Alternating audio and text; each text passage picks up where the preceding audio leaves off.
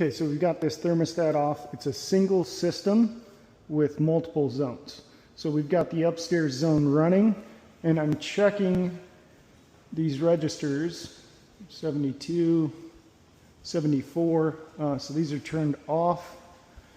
But when I look at these registers here, this one's 57, this one's 57, and this one is reading 58. So that tells me that the dampers that are in the attic are zoned incorrectly. So it's a pretty easy fix, but you don't want your upstairs thermostat controlling your downstairs supply registers. So it's a good thing we caught it. Should be a pretty easy fix, but now they know and they can fix it.